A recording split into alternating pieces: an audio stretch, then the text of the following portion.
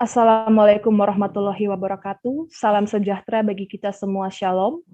Di saat ini kami mahasiswa Permata kelompok 1 atas nama of Darlin Lahagu dengan NIM 2019-57003, Nina Timisela dengan NIM 2019-57004, dan Britney Putri Siahaya dengan NIM 2019-57019, asal Universitas Patimura Ambon.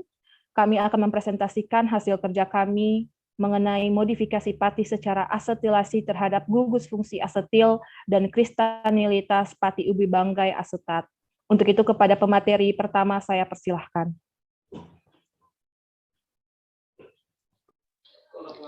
Modifikasi pati secara asetilasi merupakan proses dengan penambahan gugus fungsional baru, yaitu gugus asetil sehingga dapat mempengaruhi sifat fisikokimia pati. Proses modifikasi pati sendiri dipengaruhi oleh jenis katalis, konsentrasi pereaksi, suhu, dan lama waktu reaksi asetilasi.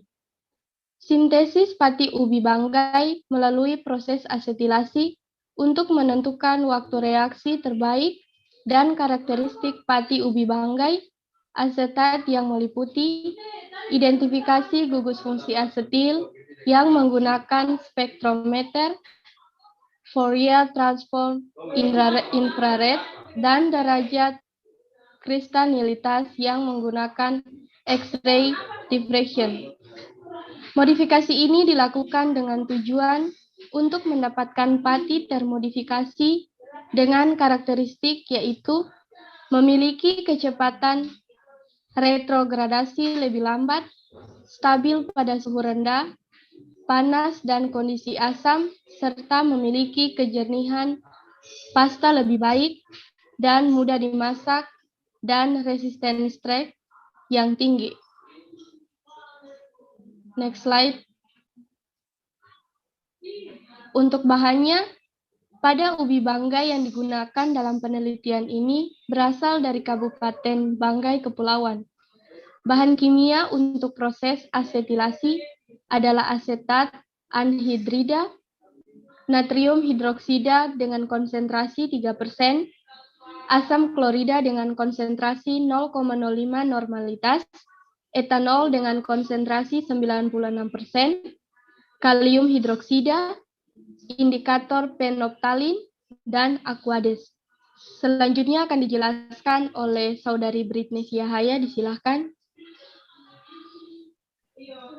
Pada slide ini saya akan menjelaskan mengenai proses sintesis pati ubi banggai asetat. Proses ini dimulai dengan pati ubi banggai sebanyak 100 gram, didirsepsi ke dalam 225 ml aquades. Langkah selanjutnya yaitu diaduk dengan pengaduk magnet selama 1 jam pada suhu ruang. Kemudian ditambahkan asetat anhidrida dengan konsentrasi 5% volume per bobot secara tetes demi tetes sambil mempertahankan pH suspensi 8.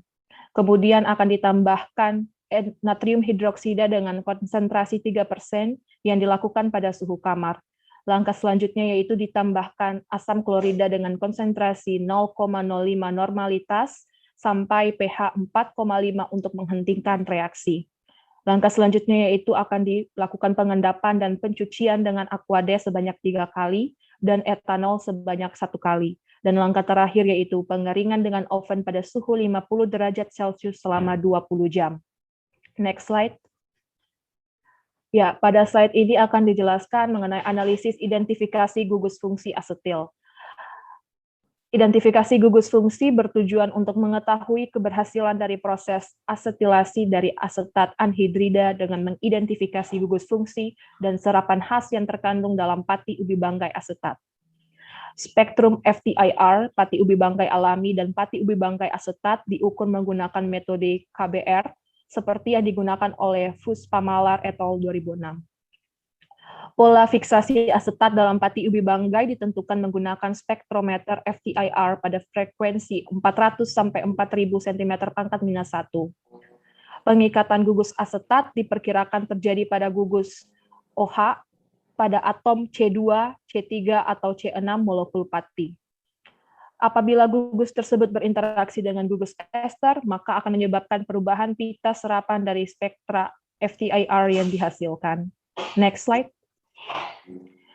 Ya, grafik ini merupakan profil spektra FTIR pati ubi banggai alami. Pada grafik ini menunjukkan bahwa hasil spektrum FTIR pada pati ubi banggai alami menunjukkan puncak karakteristik pada 3.520,09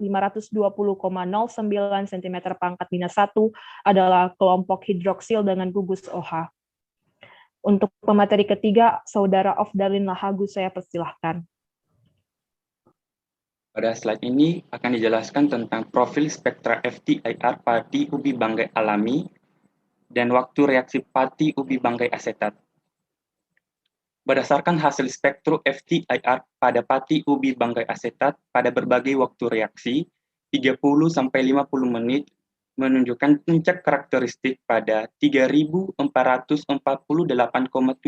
cm pangkat minus 1 pada waktu 30 menit, 3.558,67 cm pangkat minus 1 pada waktu 35 menit, 3.558,67 cm pangkat minus 1 pada waktu 40 menit, 3.508,52 cm pangkat minus 1 pada waktu 45 menit, 3.446,79 cm pangkat minus 1 pada waktu 50 menit, dan 3.446,79 cm pangkat minus 1 pada waktu 50 menit, yang merupakan kelompok hidroksil pada gugus OH.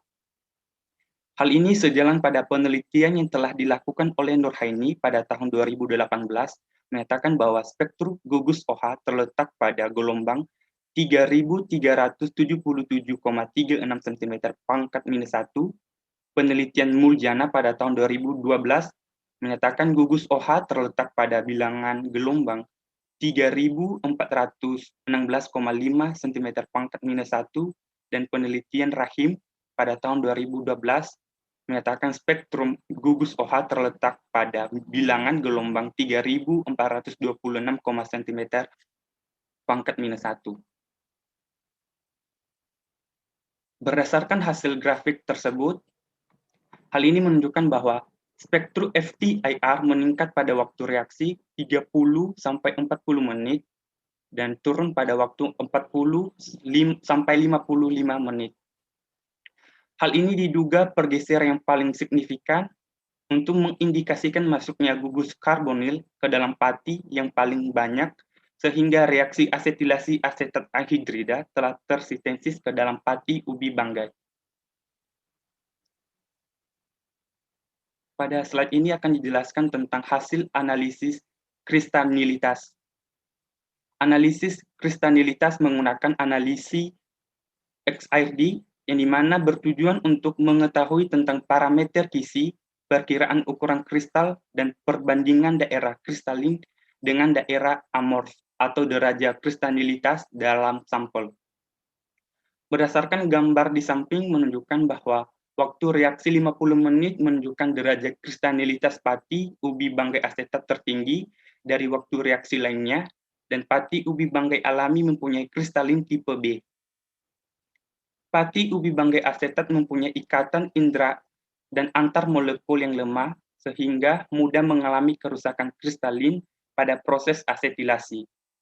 Sedangkan pada pati ubi banggai asetat waktu reaksi 50 menit lebih kuat terhadap perlakuan asetilasi, sehingga tidak mengalami kerusakan kristalin. Sebagaimana pada penelitian Osman pada tahun 1976 mengatakan bahwa bentuk butir pati umbi-umbian secara fisik berupa semikristalin yang terdiri dari unit kristal dan unit amorf. Unit kristal tersebut lebih tahan terhadap perlakuan asam kuat dan enzim, sedangkan unit amorf sifatnya lebih labil terhadap asam kuat dan enzim. Materi ini diambil dari jurnal Hasanuddin, Rahim, dan Kadir pada tahun 2019 tentang modifikasi pati secara asetilasi terhadap gugus fungsi asetil dan kristalinitas pati ubi banggai asetat. Demikian pemaparan materi dari kami. Sekian dan terima kasih.